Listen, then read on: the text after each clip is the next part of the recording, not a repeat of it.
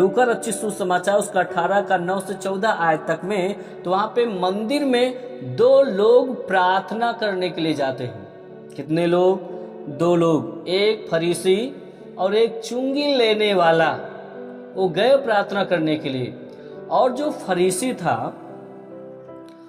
और उसने क्या किया, खड़े होकर और वो प्रार्थना इस प्रकार से करने लगा, परमेश्वर पिता मैं तेरा धन्यवाद करता हूँ, मैं सप्ताह में 2 बार उपवास करता हूँ और मैं भेंट और दशवांश देता हूँ।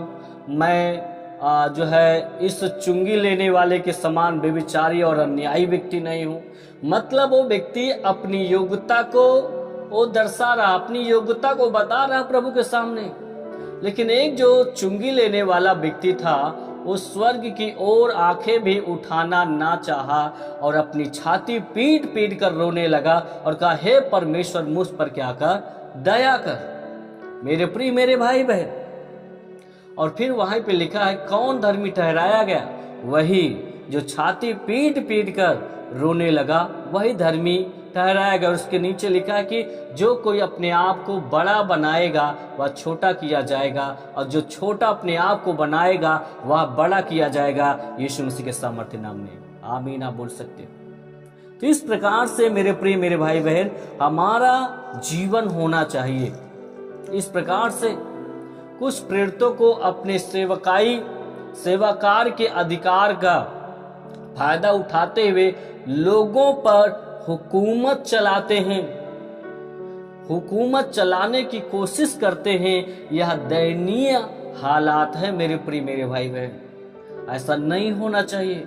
परमेश्वर के वचन से हमें और गंभीर होना चाहिए। किस प्रकार से हमें दीन होना चाहिए, किस प्रकार से हमें नम्र होना चाहिए मेरे प्रिय मेरे भाई बहन। हमें दीनता और नम्रता में चलना चाहिए। और इस जवान व्यक्ति को प्रभु ने क्या कहा, तू उत्तम क्यों कहता है? उत्तम एक ही है, वो है परमेश्वर। अपने ईश्वरी होने का वो इनकार नहीं कर, उसको समझा रहा। वचन को तो हम मान तो रहे हैं, वचन को तो हम पढ़ तो रहे हैं, क्या दीनता और नम्रता वाला स्वभाव है क्या हमारे अंदर? या हम दूसरों को धमकियां देते रहते हैं, या दूसरों को डराते रहते हैं?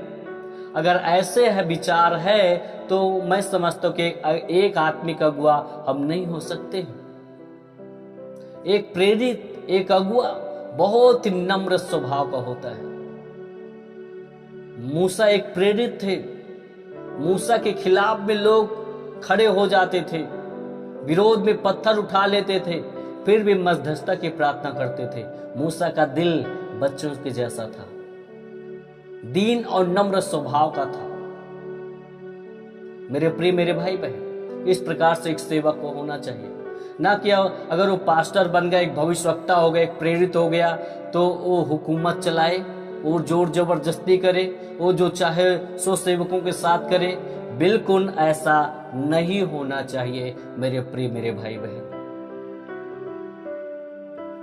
यीशु मसीह ने कहा, मुझसे सीखो, मैं दीन और नम्र हूं। यीशु मसीह अपने आप को दीन कर दिया। यीशु मसीह अपने आप को शून्य कर दिया। यीशु अपने आप को पूरी दुनिया के लिए दे दिया।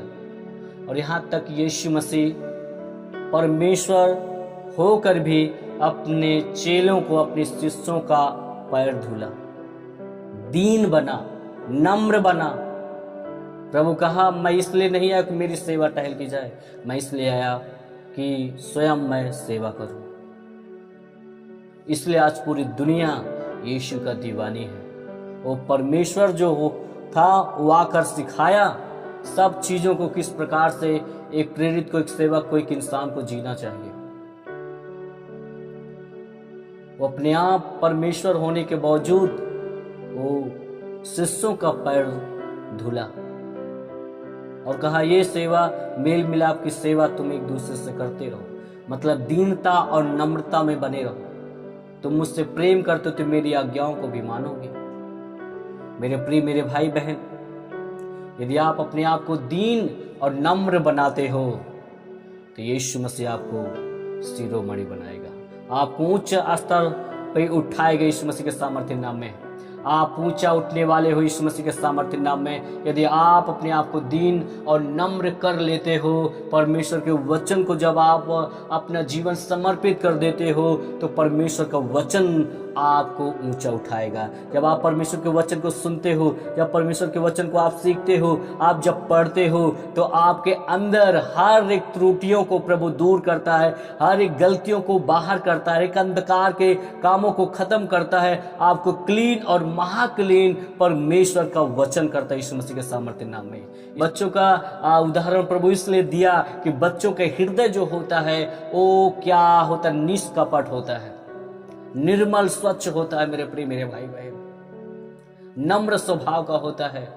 उससे बच्चे को सही गलत का पहचान नहीं होता है मेरे प्रिय मेरे भाई बहन। उसी प्रकार का हृदय हमारे अंदर होता है, परमेश्वर हमें ऊंचा उठाता है। हमें कहने की फिर जरूरत नहीं पड़ती है मैं बड़ा हूं तू बड़ा, जैसे चेले लोग वह आपस में वाद विवाद कर रहे थे।